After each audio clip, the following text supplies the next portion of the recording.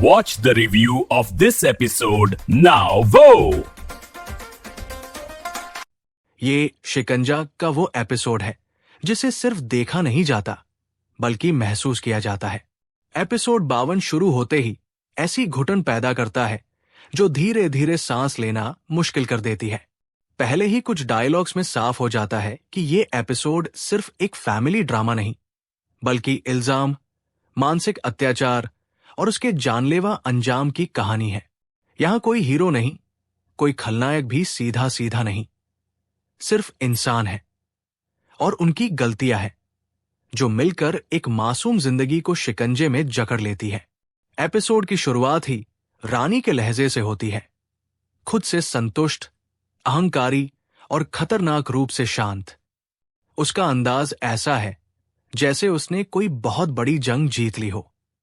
एक ही तीर से दो निशाने, रिदा भी खत्म, फिजा भी टूट जाए। उसके लफ्जों में जरा सी भी शर्म या अफसोस नहीं।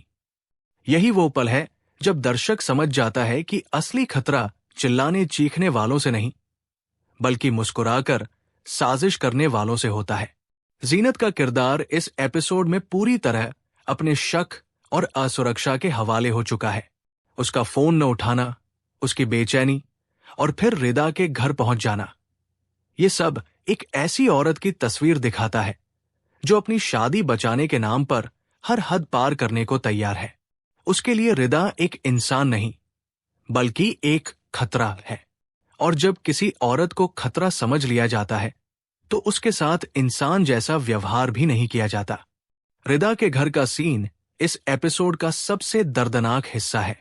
इल्जाम, चीख पुकार, चरित्र हनन, सब कुछ एक ही सांस में हो जाता है। बेशर्म, चरित्रहीन, शादी तोड़ने वाली, ये शब्द सिर्फ डायलॉग नहीं बल्कि वे तीर हैं जो रिदा के दिल में उतरते चले जाते हैं। फिजा का अपनी बहन के लिए खड़ा होना दिल को थोड़ा सा सहारा देता है, लेकिन वो भी ज्यादा देर तक काम नहीं आता, क्योंकि जब पूरा समाज मिलकर बोलता है तो सच की आवाज दब जाती है। साकिब का गुस्सा और उसकी बेबसी इस कहानी में एक और परत जोड़ती है। वो चिल्लाना चाहता है, लड़ना चाहता है, लेकिन उसे मामला बढ़ाने से रोका जाता है। और यहीं से एक बहुत बड़ी बात सामने आती है। हर बार चुप रहना समझदारी नहीं होती। कई बार चुप रहना भी जुल्म का हिस्सा बन जाता है। और फिर आता है वो पल जब रिदा टूट जाती है।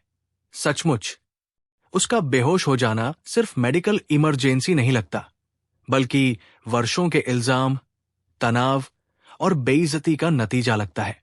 घर में घबराहट, फिजा की चीखें, अस्पताल ले जाने की भागदौड़, सब कुछ बेहद कच्चा और असली लगता है। यहां कोई बैकग्राउंड म्यूजिक भी स्थिति को हल्का नहीं करता बल्कि सब कुछ और भारी हो जाता है। अस्पताल का दृश्य एपिसोड की जान है। डॉक्टर का कहना कि ब्रेन हैमरेज हुआ है और तुरंत सर्जरी चाहिए, और फिर पैसों का मसला, 1 मिलियन रुपए, और यही जीनत का असली चेहरा पूरी तरह खुल जाता है। अगर मर जाए तो अच्छा है, ये सिर्फ एक डायलॉग नहीं बल्कि एक सोच है। ऐसी सोच जो बहुत से घरों में चुपचाप पलती रहती है, बस इतनी खुली जुबान से सामने नहीं आती। फिजा का टूट जाना देखना मुश्किल हो जाता है। वो सिर्फ अपनी बहन को नहीं खो रही, वो अपना सब कुछ खो रही है।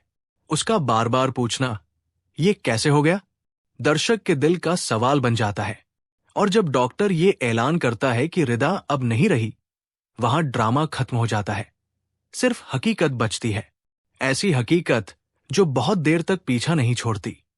अरहम का बाद में फोन करके माफी मांगना सबसे ज्यादा दर्दनाक विडंबना है। जिससे बात करनी थी वो अब इस दुनिया में ही नहीं। फिजा का चिल्लाकर कहना, तुम सबने मिलकर मेरी बहन को मारा है, बिल्कुल गलत नहीं लगता, क्योंकि ये सिर्फ जीनत या रानी का जुर्म नहीं, ये चुप रहने वालों का, बीच बचाव के नाम पर किनारे हो जाने वालों का, और लोग क्या कहेंगे कहकर जुल्म सहने वालों का भी जुर्म है।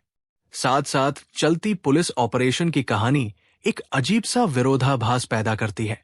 वहां अपराधियों को जिंदा पकड़ने की कोशिश, और यहां एक मासूम लड़की जो इल्जामों से मार दी गई। ये कॉन्ट्रास्ट एपिसोड को और ज्यादा शक्तिशाली बना देता है। ये पूछता है असली गुनहगार कौन है? हाथ में बंदूक पकड़ने वाला या जुबान से जहर उगलने वाला? जनाजे का दृश्य भावनात्मक रूप से बिल्कुल तोड़ देता है। फिजा का रिदा से लिपट कर रोना, उसका कहना मैं तुम्हारे बिना कैसे जीऊंगी, ये सिर्फ एक बहन का गम नहीं लगता, बल्कि हर उस लड़की की कहानी लगता है जो किसी न किसी रिदा को जानती है। यहां शिकंजा अपना नाम पूरी तरह साबित करता है, क्योंकि ये सिर्फ रिदा का नहीं बल्कि पूरे समाज का शिकंजा है। कुल मिलाकर शिकंजा एपिसोड 52 सिर्फ एक एपिसोड नहीं, एक चेतावनी है। ये बताता है कि चरित्र हनन कोई छोटी बात नहीं होती। ये बताता है कि शब्द भी खून बहा सकते हैं। और सबसे बड़ी बात, ये एपिसोड दर्शक को मजबूर करता है खुद से सवाल करने पर, क्योंकि शायद कभी हम भी किसी रिदा के दर्द पर चुप रहे हों। और शायद यही चुप्पी सबसे ज्यादा खतरनाक होती है।